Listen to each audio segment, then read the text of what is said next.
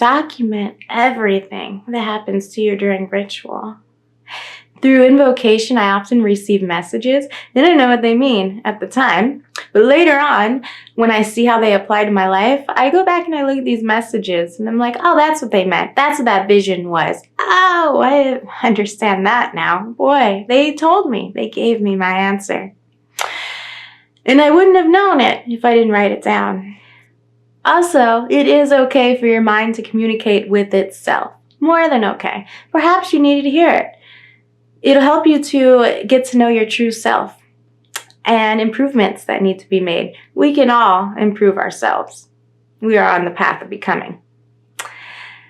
And I call this subconscious sparking, and it can occur with or without a spirit invoked. I think the demons, they are, because they're destructive forces that are meant to like break down your delusions and illusions that you're under in your illusionary self. I think that they especially cause subconscious sparking, and just to bring things to your attention, bring things up to the surface so that you can work through it. And we call this Qliphothic healing, and it is a path working with great benefits. But you're going to want to document these experiences and things that are said, even if it is your own mind. Over time, you will be able to hear the spirits and know the difference between subconscious sparking and their voice, especially if you work with the same one regularly. Document everything that happens in your environment and in your body, because that can help you improve your trust in your abilities. Also, there are common occurrences that happen with each spirit, and you'll start to see the similarities. And that can help you to better understand them and their energy signature. And try to document while letting things happen around you and within you, while still maintaining your focus on the ritual.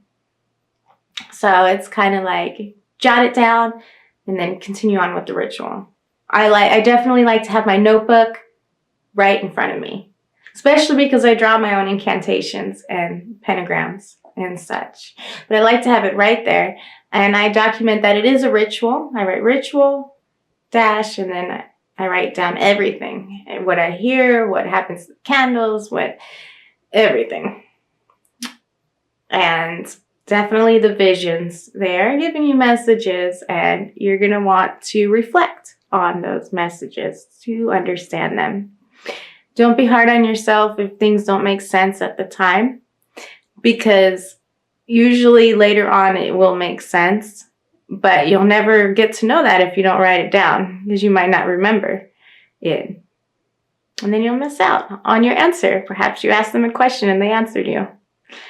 Right? Also, write down your questions that you would ask. Write down what you had said as well.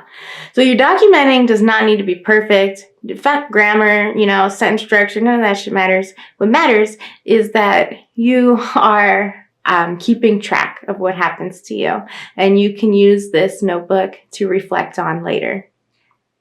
In Universe Be Magic, the manifests explain the ritual. And so it is especially important to document things. Sometimes the current that we invoke will drive the ritual, and that will lead us to having the manifest that we're wanting from it. And you have to let that happen. And if you do, you're going to write down what you did during ritual, because later on, you're going to see these manifests in your life, and you'll be like, oh, that was the ritual that did that. I always think back to this one ritual, Freedom Life Begins. And I wrote that during a time when I was in a background check hell round that got held up for the longest time. And I did this ritual, Freedom Life Begins. And the next day there was a new job, the job that I've had for almost a year now. The best job came to me. And that's the job that I got my apartment with, and I got my freedom. And also this job gives me like super flexible hour. Like I'm pretty much my own boss. And I always think back to that ritual. I'm like, that was the ritual where that job offer came from. And Ave Baliao, he's good at that stuff. but you have to be the operator as well. And so you let the current kind of drive the ritual, and you document what happens during the ritual and what you write, and take pictures while still maintaining focus. So having a ritual notebook is very, very necessary. Possibly one of the most important magical tools that you could have is your Book of Shadows. Hail Satan, carry on. Keep writing.